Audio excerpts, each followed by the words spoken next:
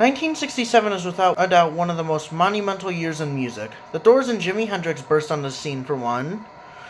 Pink Floyd and Velvet Underground also released their first albums, and of course, the Beatles achieved what many say is their peak with Sgt. Pepper. But at least in my opinion, there's one album that is fairly unheard of nowadays, but I feel like it is one of the greatest albums ever. This album is The Moody Blues Days of Future Past. I picked this up around a year ago, and I have held it in very high regard since. This is my review of Days of Futures Past.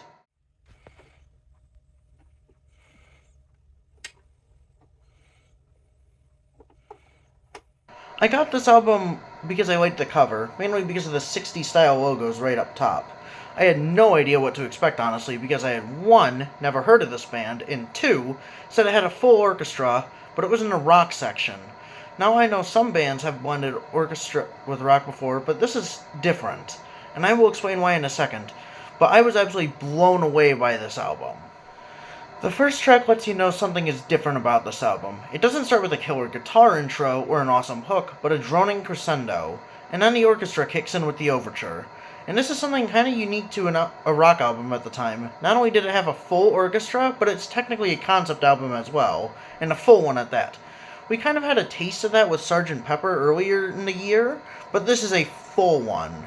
But this opening is great. The orchestra sounds full, and there is so much. It isn't just strings, I think I hear woodwinds as well. Since it is an overture, it mainly just has orchestrated sections of the album's highlights, and it sounds amazing, honestly. The first song ends with a poem, and while I don't really know much about poetry, the sound mixing is great here. The voice is so nice sounding, and the poem is beautiful too.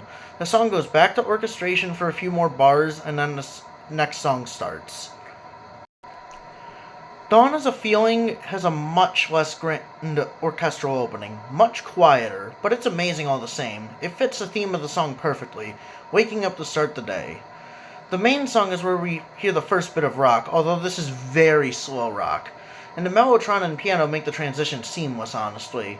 It's a great song with great vocals too, and I love the section that is the bridge, the Do You Understand part, and he hits the low notes quite well too. The rock section ends quite abruptly. Going back to the orchestral sound, this ending section, while basically an orchestrated version of the main song, is still very good, however. Whoever did the arrangement for these sections did an incredible job. They all sound fantastic. The next song, Another Morning, blends the rock and orchestra instruments even better in my opinion, as the main song features woodwind throughout, and only parts sound anything like a rock song. And even then, it's soft rock.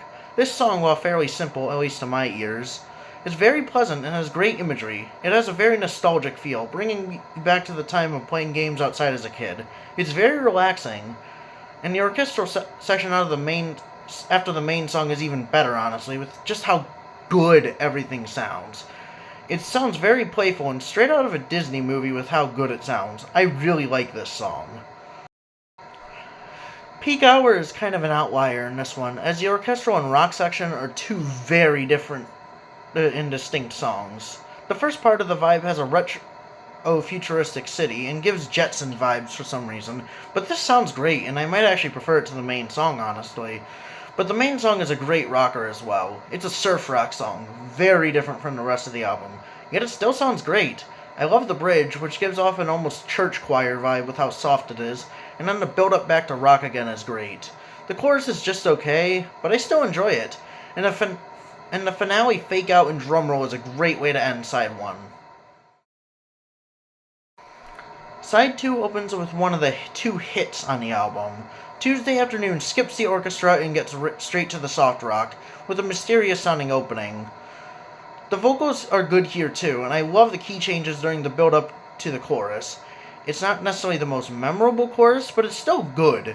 And I love the soft orchestral section after the main song, and turns the chorus from good to great due to the arrangement.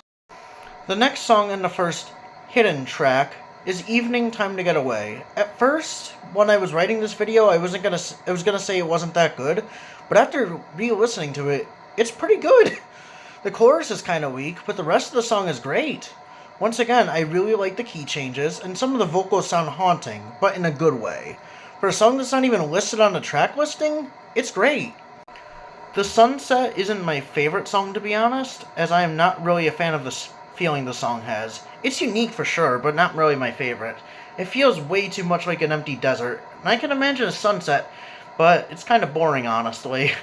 I do like the orchestra sections, though. However, the second half of the track, Twilight Time, is much more interesting. This is also technically a hidden track, but it is much better than the first, in my opinion. It's fast and has the feeling that time is running out. This kind of fits the theme of the album, honestly, and at this point the sun has gone down, but many are still awake at this time and trying to get things done still. I like it and much prefer it to the previous track. Nights in White Satin is the finale song, and what a finale this is.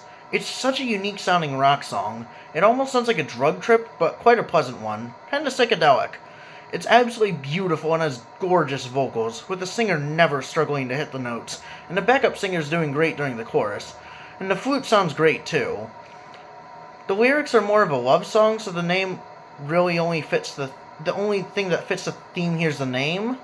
Anyway, the main song ends with another orchestra section, which sounds extremely grand, but I think I prefer the main song. It's just that good. After that, there's another poem, and it's just as good as the first, with the mixing sounding extremely good.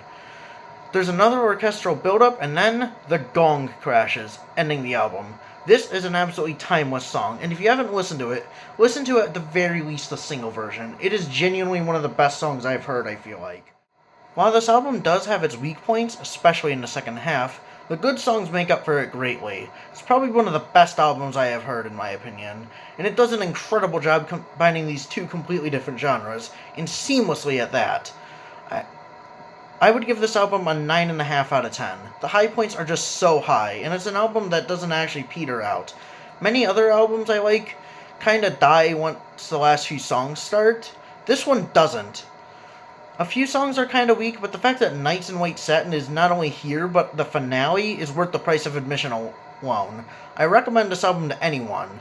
Is there a 100% chance you'll enjoy it? No.